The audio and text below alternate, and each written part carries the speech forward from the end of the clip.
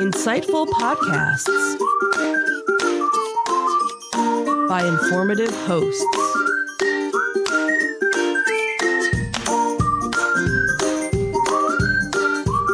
Insights into Things, a podcast network.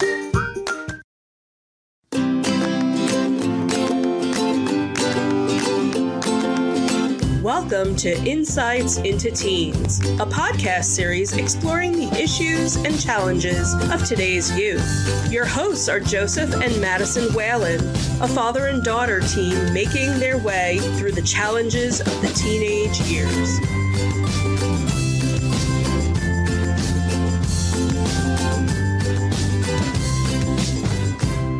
Welcome to Insights into Teens. This is episode 151, Managing Teen Expectations. I'm your host, Madison Whalen, and my co-host, Joseph Whalen. Hello, Maddie. Hello. How are you today? I am doing all right. How about you? I am wonderful today. It was a short week because of the holiday, and it's almost over, so I'm doing pretty good, actually. That's nice. So you had your first summer band practice yesterday? Yep, I did. How'd that work out for you? I got a new instrument. And a new injury? It's not really an injury, just pulled a muscle. Pulled a muscle, yeah. Or two, I'm not entirely sure. So, your new instrument, tell us about it. It's called a mellophone, and it's basically a trumpet, but in a lower key. Okay. Most of the fingerings are the same, like 95%, and it's just a lower instrument, and they felt I would be good at it. Okay. Now, was this because you weren't doing good on trumpet, or is it because they're trying to diversify the sound of the band? I'm pretty sure they were trying to diversify it. They didn't have a mellophone last time, and apparently a mellophone is a strictly marching band instrument, and I guess they wanted to have one, and they felt that I was the best candidate for it. Okay, now do you have to learn new marching steps now that you're carrying this? Because it's a completely different configuration, isn't it? Well, kind of. It has a similar weight to it, but the bell is a lot heavier and larger, so it's going to be and it is a little bulkier than my trumpet, but I think I just really have to get used to using that instrument as opposed to the trumpet. I see. Okay. Confident? Yeah, so far I'm starting out pretty good. I think for the first time using it, it was pretty good. Good.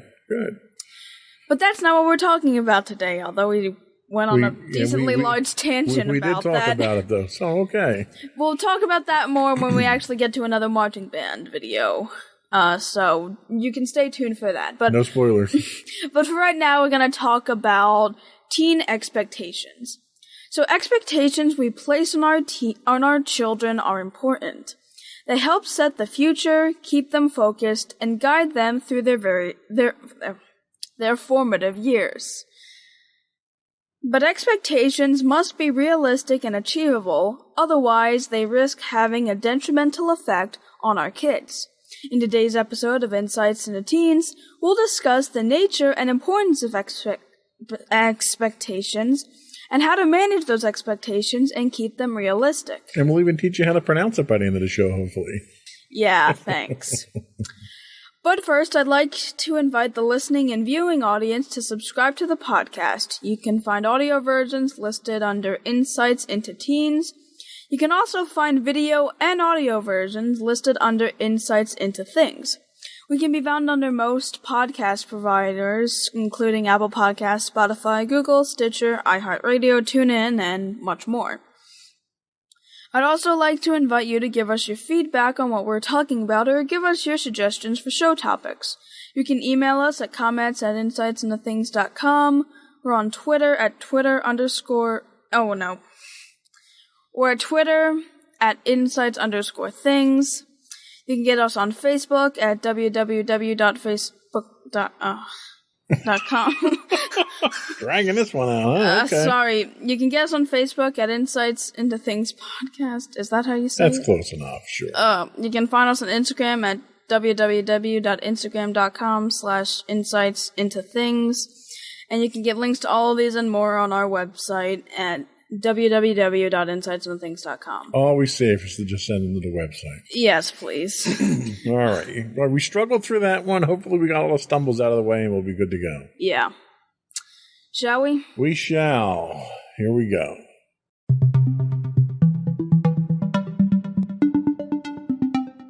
So first we're going to talk about the nature of expectations, and this comes to us from psychologytoday.com. Expectations are psychologically important. Expectations are mental sets we choose to hold that help us move through time, through change, and through experience in order to anticipate the next reality we encounter. To appreciate the power of expectations, consider how much we routinely depend upon them. We approach each day with a huge array of them in place to help us assume what we can count on and look forward to. To wake up with no idea what to expect creates ignorance that can be confusing and at the very least, and anxiety-provoking at most. Expectations are anticipatory. They can ease our way through life when they roughly fit the next reality we encounter. They can facilitate our capacity to adjust to the new and different. Although we may not like the reality we foresee, at least expectations can help us get prepared for it.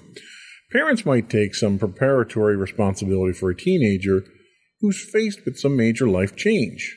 Mom or dad wants to help the young person build realistic expectations about what the new experience will be like in order to help with the transition.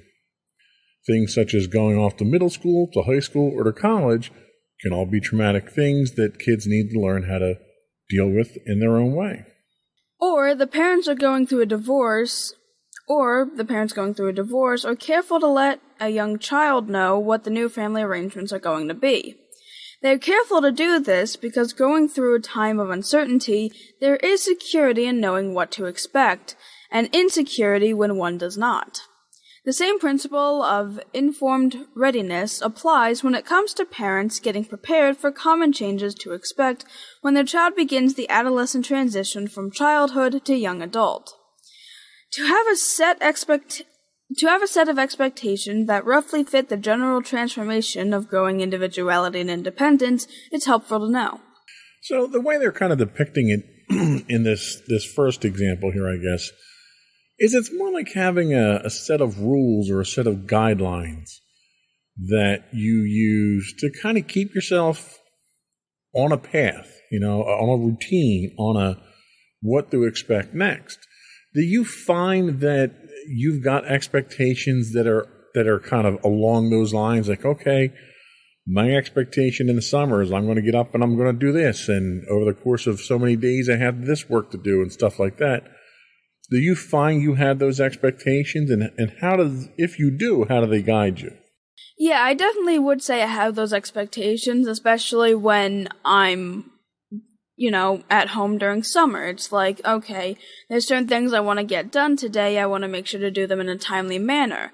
And basically it would either consist of some chores that I was planning on doing for that day, some summer homework that I needed to also complete, as well as just really having my own time to relax and also even practice for marching band when I get the chance. So yeah, I'd say I do have expectations for what I want done during the day.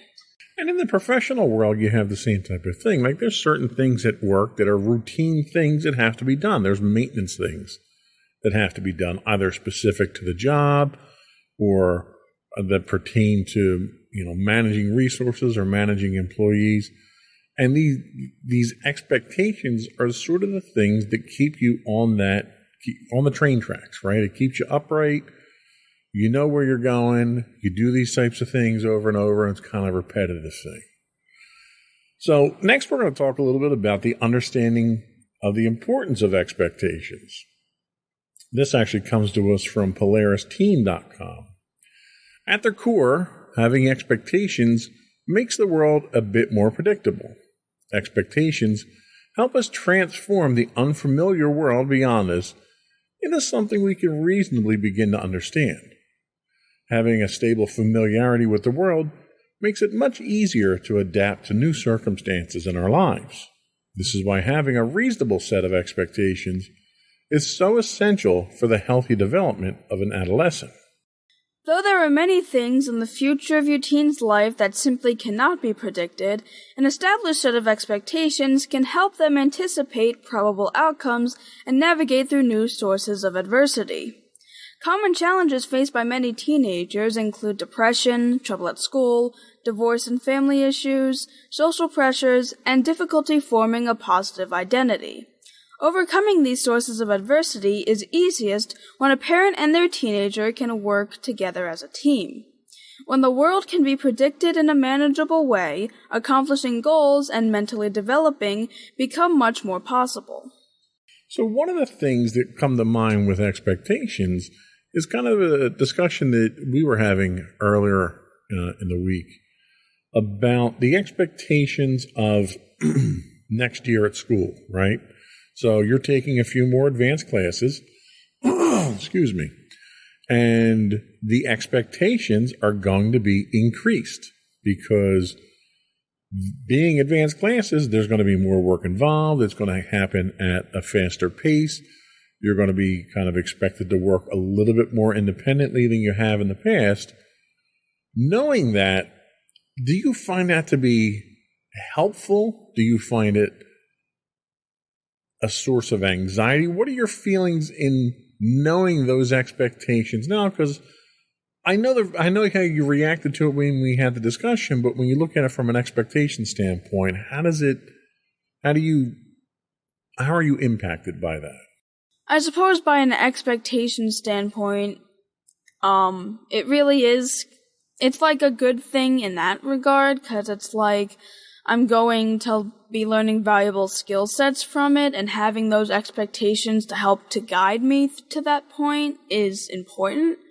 So I understand why they set those expectations, and it makes sense for them to set those expectations, but at the same time, yeah, it is kind of anxiety-inducing knowing there's more pressure on me, almost. Yeah. And I think the closest thing that I can equate to this from a professional standpoint, two things really. One is, if I'm on vacation, I always check my email on vacation. I may not be dealing with things from work, but I want to know what's going on, because I want to set that expectation of what that workload's going to be when I come back. That first couple of days when I come back, I need to have that expectation so I can set my schedule and know where I have to prioritize things. So that's a good thing. The other thing is when I'm handed a new project. Now, I just got handed another big new project this week, and I have to talk to my boss tomorrow about it. There's that anxiety there that, okay, well, I'm working 8 hours now on a full-time job maintaining everything I'm doing now and keeping everything going now, and I'm getting another project. Okay, so what has to sacrifice? Where do things have to sacrifice? And you start like churning this over in your head as you're handed this. Very similar to you being told, oh, well, you're going into the 3 new advanced classes and you're going to have 30% more work. And it's like, whoa, wait a second. I'm booked up right now as it is. That's kind of how the projects are in the anticipation. It is anxiety driving on one hand. On the other hand, it's allowing me to sort of think ahead a few steps and figure out how I'm going to get it done. What's going to sacrifice? Where are my priorities going to shift? What resources do I need to call on in order to get the job done? Because ultimately, we'll get the job done. It's just about how inconvenient or how much of a pain in the neck it's going to be for us, but we're going to get the job done no matter what. And that's really the bottom line, right? I mean, yeah. So I'm not too concerned about that, but there is that little bit of anxiety that happens. So we're going to take our first break here, and when we come back, we're going to talk about different kinds of expectations. We'll be right back.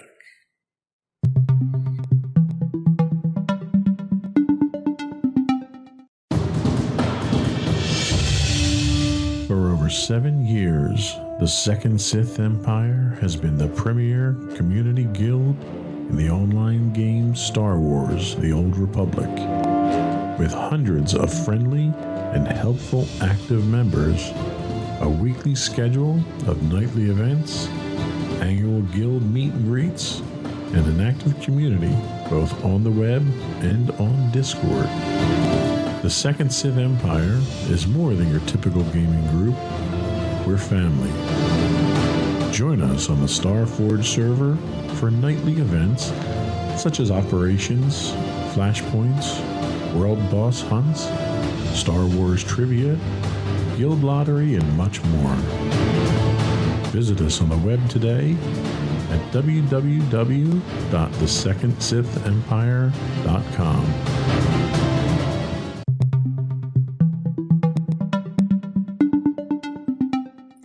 Welcome back to Insights into Teens. Today we're talking about managing teen expectations. And now we're going to talk about the different kinds of expectations. Expectations can generally be placed into three distinct categories. The first category being predictions. A prediction is something that a parent believes has the highest probability of actually happening. Predictions can come in both positive and negative forms, though some negative predictions are best kept to yourself. Some examples of a positive prediction might be, I believe I will have a loving relationship with my teenager, or I believe my teenager will get into a top-tier university. An example of a negative prediction might be something like, I believe my teenager will have trouble saying no to peer pressure. Okay, well, we'll stay away from the negative ones for this podcast because we try to keep things upbeat here, right? Yeah, sure. So the next type of expectation are ambitions. An ambition is something that can only be positive. See, I got the good one here. I didn't have to be negative. Ambitions are defined as what parents want for their teenagers. These include things such as graduating from a certain school, participating in certain activities, and maintaining a positive relationship. Ambitions established by their parents are often the greatest source of pressure in an adolescent's life, though when they are communicated and established in an effective way, these ambitions can help them achieve great things. And the final category is conditions. These are the types of behaviors that a parent believes their child should do, expecting that your child keeps you informed about what is going on in their life, behaves in a certain way, or meets certain standards are all things that can be categorized as conditions. In many ways, conditions are very similar to rules, though the difference between these depends on how they are communicated to your adolescent. When these expectations are clearly established in advance, then it'll be much easier to have a more reasonable conversation with your child in the event that expectations are ever violated. As a parent, your reaction to the differences between your expectations and reality can have a tremendous influence on your teen's overall state of mind. So with that in mind, let me ask you, what do you think of the expectations that mommy and daddy have on you? Do we project on you with any unrealistic expectations? Let me ask that first. I definitely wouldn't say that. You definitely don't project oh, I wish you would go to this college, or oh, I want you to do this, oh, I want you to do that. You really don't project any kind of, most of the time you don't project any ambitions onto me unless you think I can handle them. Most of the time there are no real unrealistic expectations when it comes to you guys. Do you think that we don't have enough expectations for you, or that we're not the mixed terms, but we're not ambitious enough with the expectations we put on you? Well, I definitely know that there is one solid expectation that you normally have of me, and that's that I always do my best no matter if I do good or not. And really, whenever I do have my own fears of my own expectations, you kind of show me your expectations, saying that you don't expect me to really succeed, you just expect me to do the best I can. Okay, well good, I don't feel so bad about things then. What about conditions? I mean, we all play by rules, right? What kind of expectations do we have that would be categorized as conditions that we impose on you, and do you find them overly burdensome? Well, you kind of conditioned me to be a decent human being, at least. That's overly burdensome, I'm sure, right?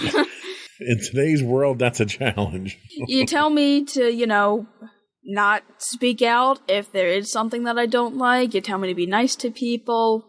Even to the people you don't like, you at least should try to tolerate them. Really, the main conditions you have is just as long as you're not, outright screaming at somebody, and as long as they can have their opinion, you have yours, and you guys can stay peacefully, that's good. Okay, I wasn't expecting that to be where we were going with that. Do you think there are expectations that we should have for you, or do you anticipate expectations changing as you continue to progress on your scholastic career? I mean, probably, considering I'm taking on even more advanced courses. Yeah, I'd say that your expectations would probably change along with that, not by much, but I can definitely see you guys also expecting a little bit more of me as I get through it. All right, well, at least then it won't be a surprise. What else do we have? Then we have acceptance and change. When communicating expectations with your adolescents, these expectations can generally be expressed in one of two different forms. An expectation of acceptance positively affirms whatever your teenager is going through, that whatever your teenager is doing is the status quo. For example, setting an expectation of acceptance might be as simple as saying, "I will love you and be here for you no matter what." This is obviously not the same as saying you can do whatever you want, but it helps create a predictable, stable, and loving environment for your teen. An expectation of change, on the contrary, is a rejection of the status quo and expresses the need for your teen to modify their behavior. For example, if your teen breaks a rule or a law, though you will still love and accept them no matter what, it's important to communicate that this behavior is not something I approve of and you need to make a change. Creating expectations of acceptance and expectations of change is not a mutually exclusive exercise. While expectations of acceptance help your teen gain the security they need to be mentally healthy, expectations of change can also help them improve and become a better version of themselves. Then we have finding the balance between motivation and pressure. One of the most important things about effectively creating expectations is making sure that they are realistic. For example, a realistic expectation might be something like, "I expect you to try your best in school." But setting an overly ambitious or unrealistic expectation such as, "I expect you to graduate at the top of your class and have a perfect grade point average," can be counterproductive and overburden your teenager. Which you did in this last school year, at the top of your class, but it wasn't an expectation. Teenagers, like everyone else, make mistakes and are always less than perfect. That's perfectly okay. By simply accepting your teenager as they are, letting them know that you will be there for them along the way, and communicating that you believe they are capable of doing great things, you'll have created an environment that is much more conducive to their success. Finding the balance between motivation and pressure can be difficult, but it's certainly not impossible. Managing your expectations of your adolescent involves clear communication, constant support, and a willingness to empathize with what they are going through. Do you think we meet a good balance between motivation and pressure with you?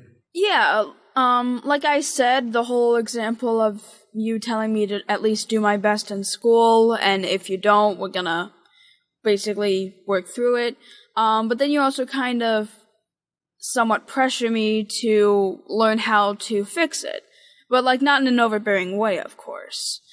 You certainly, make a good balance of it.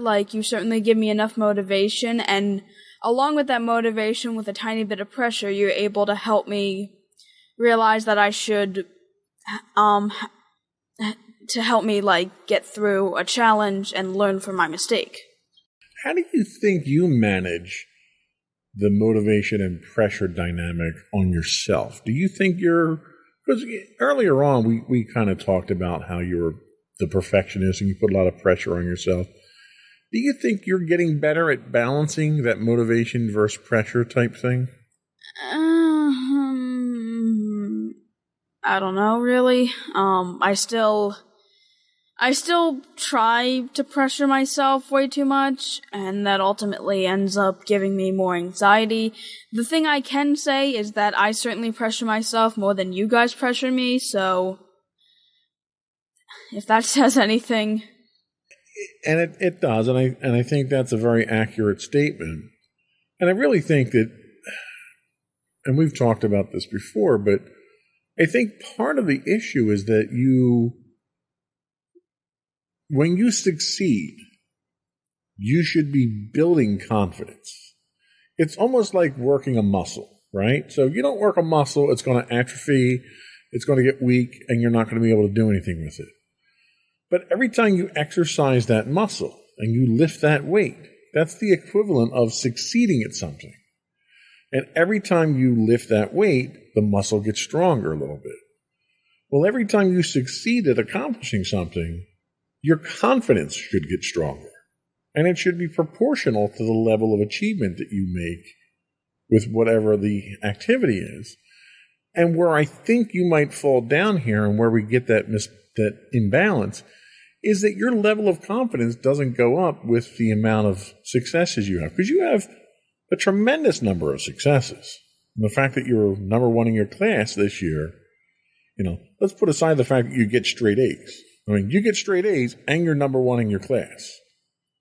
That's a huge accomplishment. And you should be not getting overly confident or cocky about it, but you should relish in that. You should appreciate all that hard work that you put in last year and the accomplishment that you got at the end of the year by having that award. And I think you fail to give yourself the credit that you deserve when you have those successes. And I think if you learn to kind of digest those successes a little bit better, it'll help build that confidence and allow you to balance that motivation and pressure dynamic a little bit better. Mm-hmm. That's where we have to work on. And we probably need to have a confidence building podcast that we can kind of go into that and show you how to do some of those confidence building exercises and really appreciate the things that you've done, with band again this year. Okay. Last year you were a rookie. You're coming into your second year now. So all those rookie, butterflies and anxieties that you had are gone, and they're asking you to change an instrument. Not because you're not playing your instrument good, but because you're playing your instrument so well that they think you're capable of switching instruments this year after only 1 year in the marching band. They were so impressed with how well you performed that they're asking you, in order to help the band out, we want you to switch instruments to an instrument that's more appropriate for the band. That's a compliment. And you have to see it as that. So it's things like that where we'll put together a podcast, because I think a lot of other teens out there could benefit from understanding how to appreciate their own accomplishments. Because I think there's a lot of kids out there who are kind of afraid to accept their accomplishments and realize what it means and the effect that it should have on their self-confidence. So we'll do another podcast on that. All right. I think that was it for that segment there, right? Did you have anything you wanted to add? I think we pretty much covered most of it. All right. I went off on a tangent there. I apologize. You're fine. It was a good tangent. Good. We'll get a whole podcast out of it now, see? Yes. We're going to have a podcast of tangents. That's what it is. That's ultimately what we're going for. Yep. We're going to take our second break, and we're going to come back and we're talk about paying the price for unrealistic expectations. Sounds dramatic, doesn't it? I know, right? We're going to leave that tease right there. We'll be back.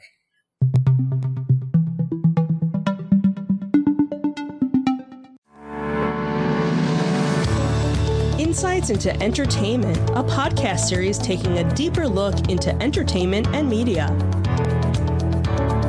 Our husband and wife team of pop culture fanatics are exploring all things from music and movies to television and fandom. We'll look at the interesting and obscure entertainment news of the week. We'll talk about theme park and pop culture news. We'll give you the latest and greatest on pop culture conventions. We'll give you a deep dive into Disney, Star Wars, and much more. Check out our video episodes at youtube.com/insightsintothings. Our audio episodes at podcast.insightsintoentertainment.com, or check us out on the web at insightsintothings.com.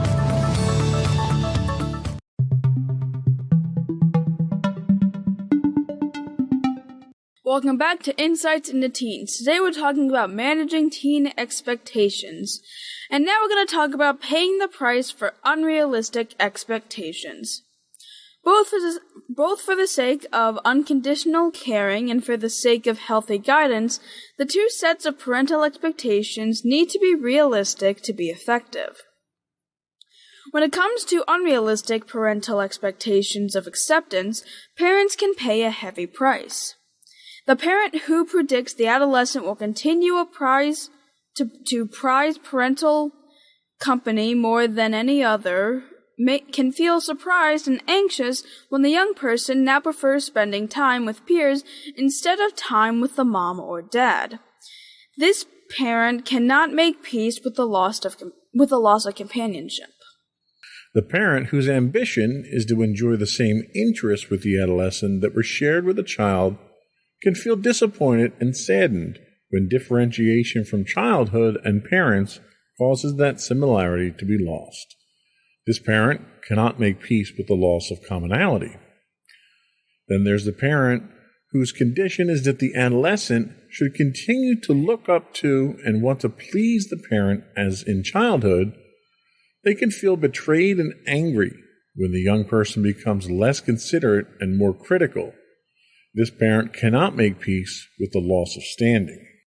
These parents can certainly choose to maintain these unrealistic expectations, but they will do so at an emotional cost, feeling abandoned, rejected, or disparaged. It is better to adjust their expectations to fit with the new teenage reality and not protest normal alterations that adolescence brings. When it comes to unrealistic parental expectations of change, the challenge can be a tricky one, particularly around issues of school performance.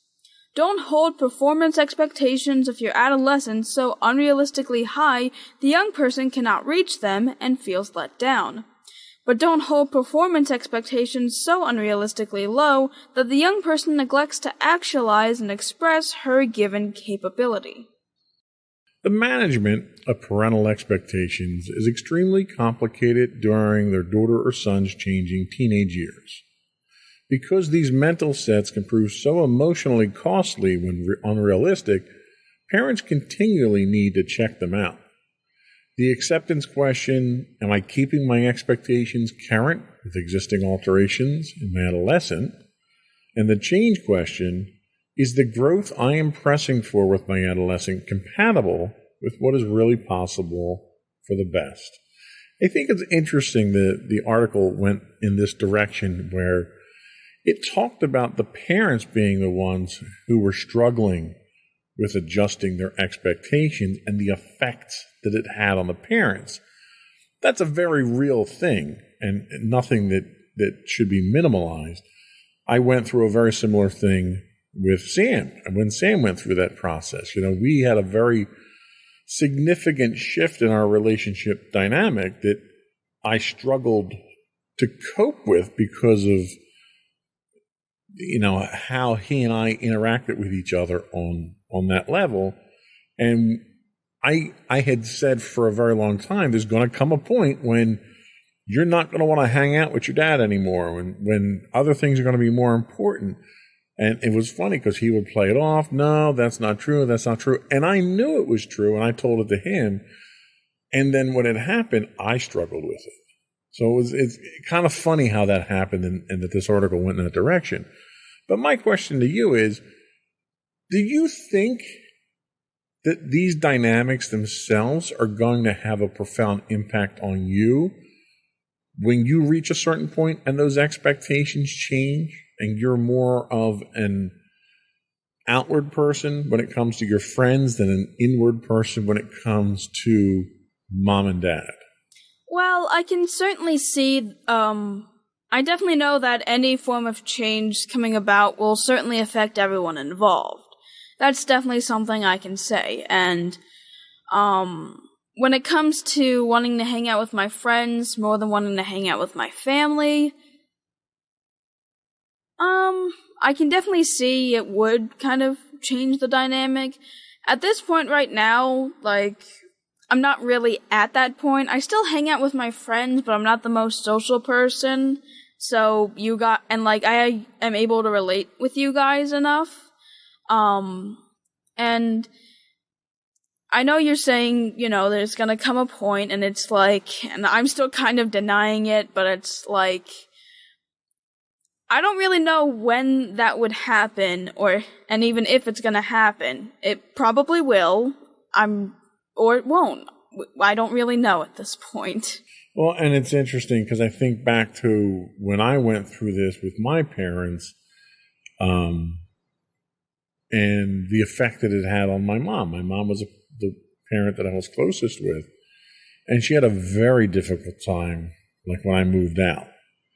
And I had moved out in with my first wife, and she felt very betrayed to the point that she was angry at me. And it took her a while to get over that, to realize that even though I wasn't living there anymore, I was still there for her if she needed me. I was still helping to support her. I was there on the weekends to pick her up and take her out because she didn't drive. I would take her to the store and the doctor's appointment. So it took a little while for me to instill or to really reset those expectations that I'm not here all the time, but I'm not out of your life entirely. And it was almost like a negotiation that we had to come to, where I had to prove to her that I wasn't just abandoning her. Because she felt, by that point, my dad had passed away, and she felt very alone. And when I left to, have my own life, she felt that was a betrayal to her. And it took a good probably 8 to 10 months before I finally got her to the point where she accepted the fact that this is the new dynamic. Expectations have changed. They've matured a little bit, but it's not, we didn't upset the apple cart completely. So it's that fine balance, that balance of expectations everybody has to have. What expectations do you have for mommy and daddy? Well, I guess my main expectations are that you guys don't try to instill in me any inherently toxic traits. My expectation is that in the event that either of you two have any thoughts about getting a divorce, you guys will actually be respectful about it. And if, Did you hear something I haven't heard? No, it's I don't know, it's my main expectation is I don't want you guys to stay in the relationship if you guys aren't happy, and it's I want communication. That's the biggest thing. I want communication in our relationships. I want you guys to both be communicating with each other. I want you guys to communicate with me. If anything is going on, I want you guys to tell me, or I want you guys to tell each other and effectively communicate with each other, because I know communication is one of the biggest things in a relationship, and no matter what it comes down to, I just want proper communication to at least be instilled in our relationships. Wow, that got dark real fast. Holy moly. I never thought you were going to go there with that. Where did you expect I was going to go? I don't know. Like, hey, I don't want to do laundry for the rest of my life or something like that, Like, I didn't think you were going to pull the divorce card out. I didn't mean to plan it that way. I was just going to say that I didn't want to say, oh, I just expect you guys to stay together and love each other. And then it's like, that's kind of unrealistic. There could be a point where you guys just decide you're done with each other, but then it's like, well, then my expectation would just be tell me and tell each other, at least have some. Well, I'll tell you what, if you hear that mommy's ready to kick me to the curb, you say something to me, because I'm always the last to know anything around the house, okay? Just, you communicate with me and I'll communicate with you, all right? Let's just leave it at that. You shouldn't have said anything. Oh, my goodness. Okay, so we'll end this before it gets any worse and I have to get my lawyer involved. Yes, please. I think that's all we had. We're going to take a quick break, come back, and I cringe to say this, but we're going to get your closing remarks. We'll be right back.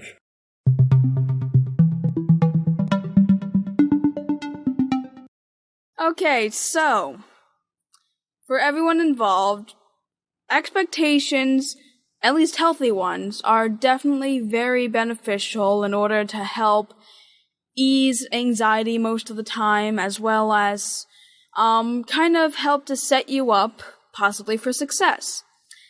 But unrealistic expectations tend to do the exact opposite effects, causing way more anxiety and causing you to not really reach that point due to that anxiety. So the best thing is, like with everything, find the perfect balance.